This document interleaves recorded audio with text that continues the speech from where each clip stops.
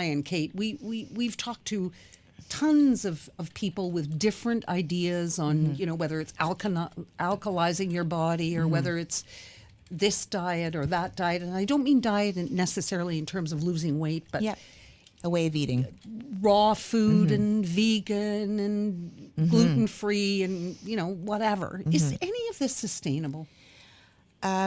Yes. I mean, I think the thing is, what's great about what you're saying is there are so many different, and by the way, the word diet, it's interesting you even brought it up, not about weight loss, but the Latin word diet just means a lifestyle about food, around food. And we all have different diets, right? Mediterranean diet, this diet, depending where you're from. So sustainability, I think, has to do with finding the right diet or way of eating for you. I was actually talking about this with a client the other day. She was like, what do you think of veganism? I said, well, I think it's a great practice if you're 10% of the population that can eat that way. So there's only a certain amount of people that are actually fit for that kind of diet. How do you know? Well, they say genetically it's actually more people from with an Indian background that are suited for veganism. Most other people don't actually get the right all the nutrients and stuff when they eat that way.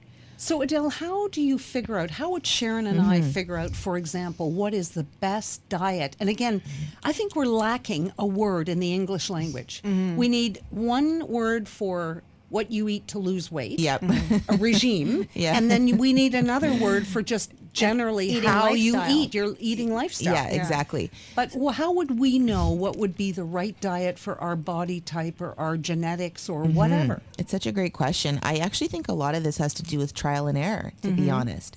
I think finding a diet that's right for you is actually being really present and conscious about your body. I was actually thinking about this morning as well. Like before I got pregnant, I was very paleo. I ate, I didn't eat any carbs in the morning, and I was very kind of ketogenic, so no starches. And then starches as during the day, breads, no breads, no breads, no during the day, and then what happened at night? I would do some carbs for dinner, so it's a concept called carb backloading, because the carbs actually help you sleep at night. So it's a very different. It's a more modern philosophy around how to eat. And that worked for some time. And then it's funny, then I got pregnant and I realized I actually need to eat more carbs in the day. And my body actually has really adjusted well to that. So it's about being flexible and having there's this whole thing called flexible dieting right now, which talks about sort of being flexible about what you think your body needs. So you might be thinking, okay, I need to eat a ketogenic diet, so no starches, but then you're not getting any more success. So it's like, why don't you try adding some starches in and see how that feels? What is the way that you determine that it's the right thing for you? Well, things like I always say to people, how do you feel after your meal? Okay. If you feel energized, that's probably the right meal. If you feel exhausted, something you ate didn't agree with you. What stage of your life are you in? Are you in premenopause or postmenopause? Are you training for something? Are you not training? Are you really active? Or are you not really active? So those are all questions I ask clients. Like, there is no really one size fits all, because it depends on the lifestyle. But certain things, like you brought up the alkaline diet, should we all be eating more of an alkaline diet? Absolutely, because we have so much acidity in our bodies, and that's where actually cancer thrives and disease thrives is in an acidic environment. So should we have more greens in our diet? 100%. Should we reduce red meat? Yes. Should we not have refined sugar? 100%. So there's certain things that are like standard, but then going into veganism and all this other stuff really depends on the person. I think some of those are, the veganism and things like that are very extreme. I found the one thing that you said that was the biggest aha for me in the past 5 years or so, which is a postmenopausal time, is listening to my body. Yeah. And, like you said, how you feel after a meal. And I found that, what, if I had a heavy, steak, if I had some kind of heavy red meat, I didn't feel very well. I'd be kind of backed up for a couple of days and had to adjust that way. And it's just, I want to call it the listen to your body diet, because it seems to work. It really, women, not just women, but intuition is a thing. Yeah. Like, if you eat something and someone tells you, oh, you should be eating only paleo with high protein and low carbs, but you eat steak and you feel exhausted. Yeah, and that's what happens to me. That doesn't work for you. Yeah. But I think age has something to do with 100%. It. I remember Everything being changes. a teenager and being able to go to, wherever, Harvey's or Oh, yeah. something, and Oh, yeah. have a couple of burgers and fries, and then Feel go great. home at midnight and go to sleep. And lose weight. Well, it wasn't even about the weight at that Yeah, age yeah. because your metabolism Yeah. is such. But now, if I eat red meat Mm-hmm. at night, I don't even have to eat a lot of it. It's still sitting there in Yeah. the morning. It's not digesting, and I feel heavy, Yeah. and I don't feel well. It's interesting you say that. My mom complains about the same thing. And I think there is something that happens in postmenopause with your hormones. Obviously, your estrogen levels are decreasing. But red meat has a lot of testosterone in it as well. So for women, it's actually not as easy to digest that kind of quality of meat. But I think there's also variations. Like you probably hear people eating a lot more like bison and wild boar and all these crazy meats, kangaroo meat, because they're leaner. But like it also depends on where you're sourcing your meat from. Like, is this meat organic, and is it genetically modified, and all these kinds of things. So there's quality that plays into that as well. But I really think people overthink it a lot. Like, if you don't feel good when you eat something, why would you continue? But things like, for example, the raw diet, which to me, I haven't tried that. I look at it and I just think, wow, that's going to take a lot of work. Yeah. Not only that, but I can't just pop in somewhere and grab something. I have to find a place somewhere. The thing about the raw diet, and you ask about sustainability, I think that's a question of if you lived in California, it'd be sustainable. But when you live in Canada and it's April and it's snowing, what kind of raw diet are you going to have? Because you're only eating what's available locally and grown. So I think the raw diet is one of those things that's really great for like a short period of time, kind of like a cleanse. But I don't know that it's sustainable depending on where you live in the world. Like in Canada, I think it'd be hard to eat raw entirely. I know some parents who like to allow their children the flexibility to eat pretty much what they'd like, except for the bad stuff. Yeah. Are concerned about, let's say, that they get enough nutrition, that they get enough protein. So a 7-year-old says, I want to be a vegan, and the parents are not trying to restrict them, but they're concerned. Yeah. Should they be, or will that child's body tell them that they need protein? That's a really good question.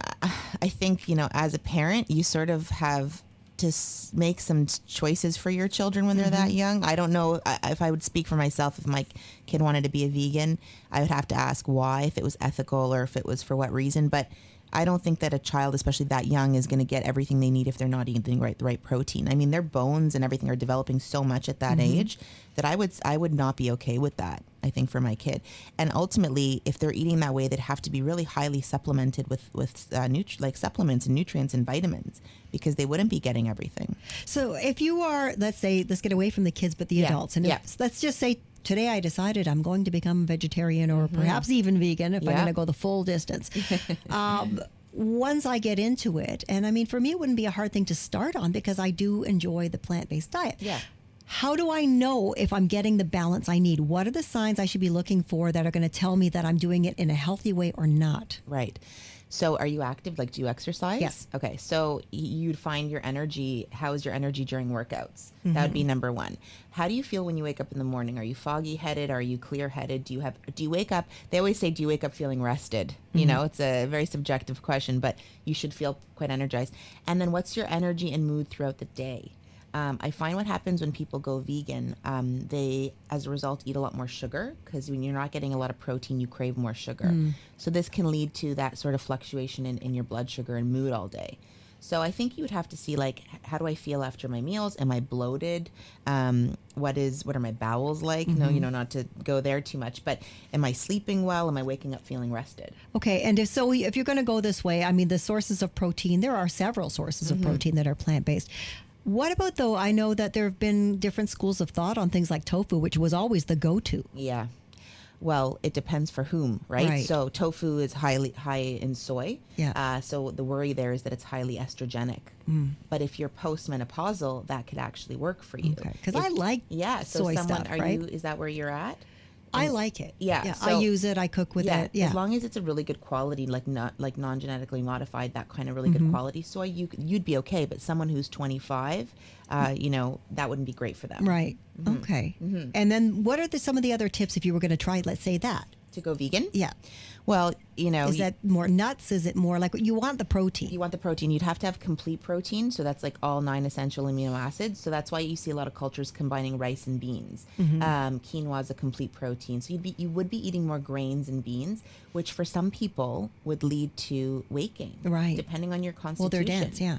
Yeah. So I know for a lot of people, it would lead to not the great results. And that's why when they say veganism is actually for 10% of the population, it's really true, because they would thrive on that kind of a diet. Yeah. See, for someone like me, it's just I'd say I'm 75% plant-based now. Yeah. But you eat protein. I do. Yeah. I do. Yeah. Mainly chicken and fish. Yeah, but you don't eat a lot of starch, probably. No. Exactly. But if you combine rice and beans, the carbs are huge. That's what I'm saying. Yeah. So if you're carb sensitive, like I deal with a lot of clients who they can't even eat, like they eat a little bit of rice and they just, blow up kind of thing. So that's where you have to know your body. You know what I mean? You have to know, like, veganism would be very tough for me because I'd have to eat all carbs and that wouldn't work. I think how I've adjusted is just I've cut down on the protein. So I'm very often, if I go out for dinner with a friend, we will split. Yep. Because I can eat 3 ounces. Yeah. I don't need to have 8 ounces of anything. Yeah. Well, you're small, you're not a big person. You're a small person. So you would get away with that. And I mean, portion sizes in restaurants are enormous anyway. So it's really not even probably 3 ounces. It's probably more like 4 or 5, by the time you split it. So I think that's another thing. I think, a lot of women, either there's 2 extremes, they eat not enough protein or they eat a little bit too much. So it is finding that balance as well. But how do you know, for example, Adele, the things that really matter for women, like bone density? Yeah. You may not find out until you go get an x-ray that you're not eating the right things. Yeah. Well, I think that's the thing with bone density, especially as we get older. We have to have calcium-rich foods in our diet, but a lot of people think that they can only get calcium from dairy. In fact, you can get lots of calcium from dark leafy greens, nuts, fish that have bones in them, like sardines, which are so great with omega-3 fatty acids as well. So you can have a high calcium diet without being high dairy.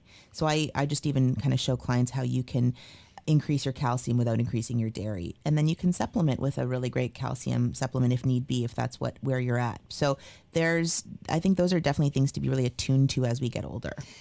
But it really does require an education. So when people are eating and they're thinking, okay, I want to lose weight and I want to, and I want to keep my bills within my grocery bill within reason, it's quite a science trying to figure out if you're getting what you need. Well, that's why people like me have a job. Thankfully so. It's I say to people all the time, common sense isn't so common, but also that nutritional sciences is such a fast-moving science. Things are changing all the time, and you have to be on top of what's going on, and you have to be able to really look at all the research and look at what works for you is not going to work for her, and being flexible. And I think a lot of nutritionists are quite rigid, like they believe in one school of thought, and I think what I've learned over the years is it's humbling, like that there is no right answer, and you just have to work with people one-on-one. Well, for example, I know people who claim, and we've had the discussion about gluten sensitivity, and there really are only a handful of people who are celiac. Yes. But, for example, my niece, and I don't even know if it's food sensitivity or gluten sensitivity. She just feels better. Yeah.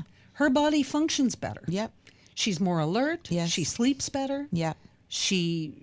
Everything functions better, and so she's given it up. It's funny, actually, my niece did the same thing, and she, it really helped her with, like, there's a lot of kids that have ADD, or they think that's ADD, but actually when they change their diet, they can focus better. And I think when you remove gluten, you actually just end up removing a lot of junk food. So you actually just have a cleaner diet. So yeah, I think that can work as well. Very good. All right. Well, thank you so much. It's been a my pleasure pleasure. having you in My once pleasure. again. And Thank we'll you, look forward ladies. to seeing you again soon. Thank you. Same. And we have lots more coming up. By the way, if you want to learn more from Adele, because she has a lot to teach you, AdeleWellness.com is the website to check out. And I want to throw in another one for Foodie Foods, foodie.ca. That's FUDI.ca. Click the channel subscribe button for full-length interviews and more from What She Said here on YouTube.